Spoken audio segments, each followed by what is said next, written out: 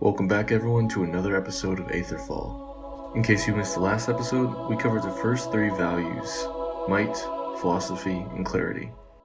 You can see that video here now. Today, we're going to talk about peace, fortitude, instinct, and insanity, the four other values that make up the pantheon of thinking. Let's start with peace. To contrast the first three, which focus on specific tournaments or competitions, the next four are focused on events that don't require the player to compete against others. Achieving peace occurs if you can unite Aldera, both north and south, which also coincides with completing the main questline, which you can see here. Once united, you'll talk to Irene, goddess of peace, who will provide you with powerful calming auras, decreasing all damage in a radius around you, and a new incense dispenser that prevents combat from you and others. For fortitude, it may seem like there isn't an obvious choice for this value.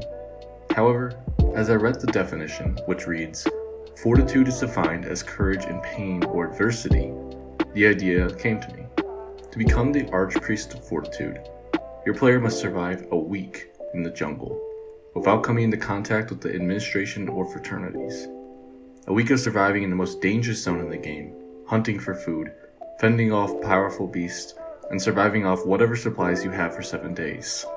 If you fail, you'll be knocked out and pulled out of the jungle by travelers, unable to attempt this again for a while. Upon finishing this quest, Antok, god of fortitude, will make it so you cannot die of hunger or thirst, providing you with a unique body armor that also makes it impossible for you to be knocked out.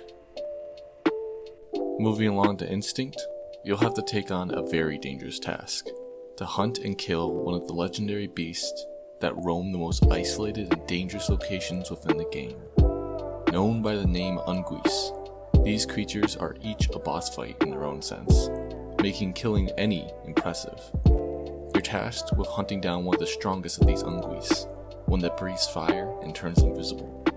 Upon killing it, Remus, god of the hunt, will appear and provide you with a legendary bow known as the Sky Piercer, which pulls you towards enemies you hit with its arrows, as well as blessing your hunting skills. This brings us to insanity. There could only be one dark conclusion to this path.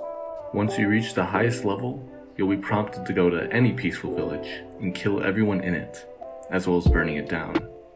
Yisei, goddess of insanity, will appear before you, saying what you did is really cool, but she's gonna have to kill you. Defeating her, she'll reappear, saying that was fun, and you can be her archpriest, providing you her very own sword, the strongest in the game, but at the cost of making everyone hostile. A fitting end for the insane path. Now, it's time for the most powerful path out of all, the perfect option for the true evil playthrough. While sabotaging your way to victory is a deplorable action, it's not pure evil, like the path of godhood. To become god of virtues, you must kill every single god upon meeting them, taking an artifact from their corpse. The opportunity to take the path becomes available when you reach the max level with any of the 7 virtues. Before beginning the final step, a mysterious figure will approach you, providing you with an item that prevents the god from teleporting away when you come into contact with them, then leaving without a trace. This also means you'll have to kill Yisei twice, first for fun, then again when she returns.